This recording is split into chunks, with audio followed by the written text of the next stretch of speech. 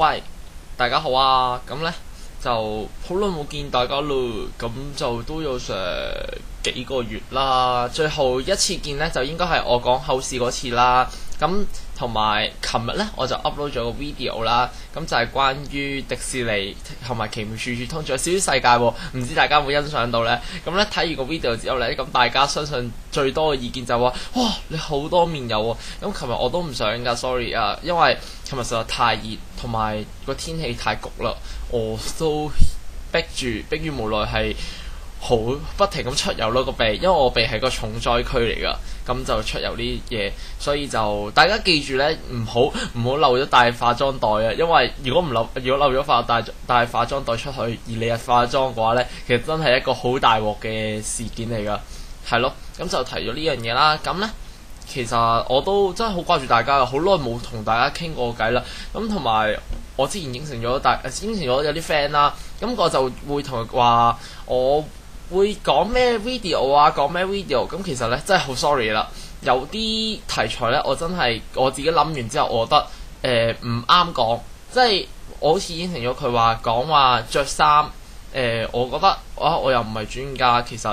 可能我會講話我會有時即係得閒啦，咁我就會揾啲機會去講下男仔可以點樣最基本出街。即係因為我以前呢，其實都係一個你話係咪宅男呢？我又唔知算唔算宅男啦。我係中意嗰啲漫畫啊，日日都淨係沉迷打機啊。我以前呢係230磅肥仔啦，之後仲要係。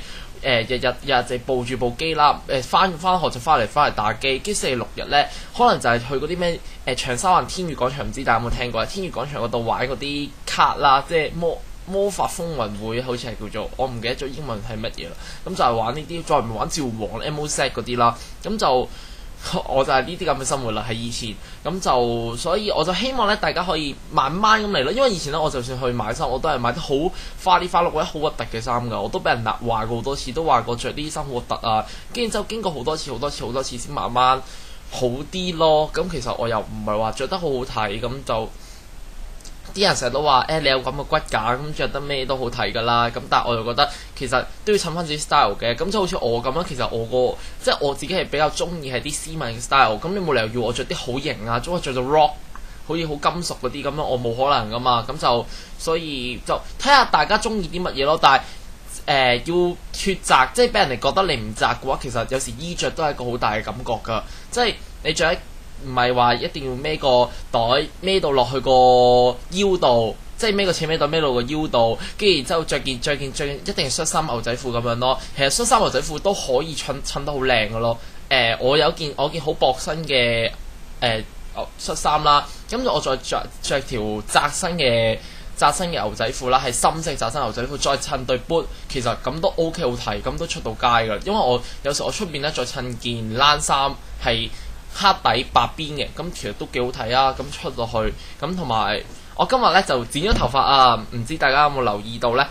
好耐相信大家都好耐冇見過我樣啦。琴日我個 video 咧好核突啊！我覺得個頭，咁我其實今日剪咗啦，咁我就同個髮型師講，我就想留個紅卓立嘅頭，所以我就叫佢淨係剪咗我兩邊呢邊。咁其實佢都知道，咁佢所以就話叫我咧即係用鹽粉整呢個頭呢個位，咁就可以整到有啲似紅卓立嘅效果啦。咁希望大家唔好怪話我頭核突啦，我都知其實我唔識講，好怪怪地咁啦個感覺。咁咧其實今日主要我都想講一個主題㗎，但係我唔知大家中唔中意啦。咁其實我今日係好簡單嘅啫，今日只係講一個好簡單嘅主題，就係講廢青。咁咩叫廢青咧？其實廢青對我嚟講咧，就係可以講話係頹廢嘅青年，廢物嘅青年。廢料青年，咁其實廢物同廢料都係差唔多啫，咁有咩分別呢？其實喺我 definition 即係定義啦嚟講呢，咁就頹廢青年呢，就係一啲唔做嘢啊，日日喺屋企窩喺屋企打機，再唔係就係落網吧打機啊，無所事事啊，再唔係就係惹是生非嗰啲啦。咁廢物青年係乜嘢呢？廢物青年呢，就係冇事揾嘢嚟搞，就係話咧成日都要揾事嚟做嘅，即係可能仲衰過惹是生非，係無白啦間咧都要揾啲嘢去搞出嚟，可能咧就係又爭女啊嗰啲咧。就係啲爭女咧去斬死人啊，或者係咧做同黨啊嗰啲我就覺得係叫做廢物青年啦。因為其實點解我話同黨就係廢物青年咧？因為咧佢哋好多時啲同黨咧係真係冇嘢做揾嘢嚟做嘅喎，係去恰人哋啦，去打爆人哋個缸啦，或者去傷害人哋啦，再唔係搶人嘢喎。咁所以我覺得呢啲真係一啲社會上嘅一啲廢物，所以我就叫呢啲做廢物青年。咁廢物同廢料有咩分別呢？我最後就係講埋廢料啦。其實廢料青年就係廢料就係話一啲用完之後呢，剩低嘅渣滓，我覺得啦，咁就。呢啲渣滓就廢料，因為佢哋已經冇再有個價值喺度喎。咁廢物同廢料唔同咧，就係廢物咧，就係佢有個再循環再用嘅價值喺度。但係廢料嘅話咧，其實就係只會係污染呢個地方，而唔會有任何嘅貢獻喺度。我今日咧想講咧就係廢料青年。咁咧其實點解要講廢料青年咧？就係我覺得。有一班人啦，就佢哋好中意咧，就去示威喎。咁咧佢哋中意示威之後咧，就成日都話要爭取民主啦，或者去爭取一啲佢哋所謂嘅民權，所以就要用各種去示威啊，甚至係用啲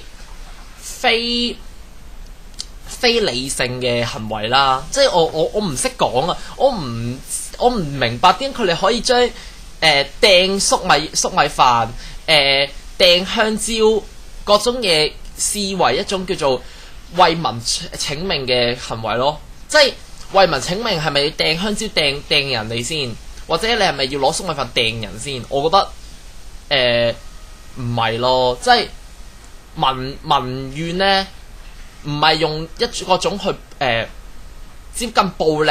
或者已經係暴力嘅方式去做咯，即係我唔係一個建制派代表人物，我亦都唔係代言人。其實我講真，我自己睇咁多書，我自己都嚮往一個民主嘅社會啊！即係我覺得我都認同話，其實所謂國際上嘅各種民主社會，即係英國啊、美國啊嗰一類比較先進嘅民主社會，我覺得其實佢哋都有缺點嘅存在。好似以前嘅總統有一位總統講過啦，就係話其實民主唔係一種萬能藥咯，佢唔係一種係有肚痛醫肚痛，有頭痛醫頭痛嘅藥咯，即係佢只係喺現行嘅制度之中，其實係比較一種可取嘅制度咯。但係我覺得係依家成個社會嗰班廢料青年呢，佢哋係。不單止佢哋對個社會嗰個民主嘅爭取咧係冇幫助嘅，佢哋只係不停去作出一啲嘢，就係引人注意。但係引人注意嘅時係唔係一種正面嘅支持，係反感嘅注意咯。佢哋係令到人哋覺得原來爭取民主就係要做呢啲咁嘅唔理性嘅行為咯。即係我唔知佢哋有冇諗過呢樣嘢啦。可能佢哋覺得好威好型咁樣。我成日想問佢哋到底明唔明白自己爭取緊啲乜嘢？有時候我覺得佢哋唔知喎。佢哋就係人做我咪做咯，你都做我好型喎，我咪做咯，我跟住去示威咯。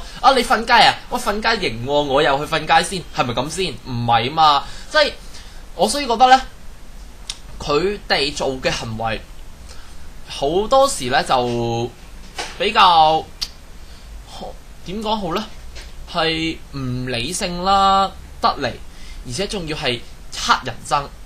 黑人憎咧就係、其實對個社會嚟講，如果你已經係做到令個社會覺得你係黑人憎嘅時候，其實你覺得你仲有咩意義先？你做呢啲嘢，我唔否認，我唔否認啦。佢哋可能話做呢啲嘢會爭取人哋注意，就會係注意嘅時候咧，就會係令到個政府會改進啊，即係會加強咗監察啊。即係我 OK，其實係可能會嘅。即係我都唔會否認呢啲嘢，因為你咁樣你係博取到傳媒嘅注意，咁其實傳媒就有個功能就係監察政府啊嘛。咁傳媒留意到你去有呢個訴求時候，咁佢自然就會監察政府啦。咁嘅時候，咁其實一個好合理嘅推理啫。但係你得唔到市民嘅注意，同埋我覺得你某程度上係一種爭取住爭個政治籌碼多過你去真係為民請命咯。我嗰時我其實咧去菜園村，我跟住科技大學去做一個考察咧，就係會去菜園村度探嗰啲村民啦。咁其實嗰時我問過一條問題㗎，就係問緊其實嗰啲人幫你，你覺得佢哋有咩目的？跟住之後佢同我講一句，佢話其實佢哋幫到就得㗎啦，我都唔係好理佢哋有咩目的啦。即係佢哋有時都冇諗到話人哋有咩目的，但係冇諗到係咪代表佢冇目的先？佢去菜園村度不日嗌夜嗌去爭取嘅時候，其實係咪代表住佢真係真心去爭取先？我覺得未必係咯。有人係真係會好真心去真意去幫做呢樣嘢，但係咪每個人都係咁樣嘅時候？我覺得呢個真係好大疑問咯。而我好憎嘅一啲青年呢，就係好似懶係對政治好有意見、好熱誠咁樣，但係其實佢哋所做嘅每一件事都只係為住自己嘅利益而去做咯。你要去爭取民主嘅時候，你唔係去為你嘅利益，唔係為你嘅前途着想咯。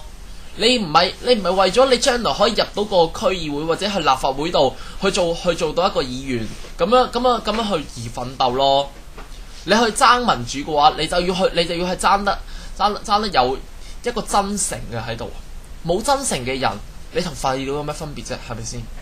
如果你係咁嘅話，咁不如你翻屋企啦，好讀多啲書先啦。即係我嗰日我師兄翻到嚟學校度教，同我哋講何謂嗰啲民粹運動，咩民運啊、民主啊，哇！我真係覺得佢講到一嚿嚿咁樣，我都完全唔知佢講緊啲乜嘢。咁其實呢，我覺得就係呢啲咁嘅人啦。我就係想講就係咁嘅人啦。佢哋以為自己爭緊嘢，但係佢哋根本唔知自己爭緊啲乜嘢。佢哋講到好實在㗎，同你講話佢爭緊嚿 A 㗎，但係其實佢哋都唔知嚿 A 其實係真正係其實係乜嘢。所以我就覺得，如果你真係要去爭取嘅時候，唔該你真係好好了解到你要爭嘅嘢，同埋你爭緊嘅嘢係乜嘢，裏邊係乜嘢嚟㗎啦。你好好了解晒成嚿嘢，你先好去再爭取。唔係人爭你又爭，唔通人哋去搶嘢你又搶嘢咩？人哋跳樓去跳樓咩？我真係覺得你好無聊咯。咁係咯，咁就我今日就講住咁多先啦。好啦，拜拜。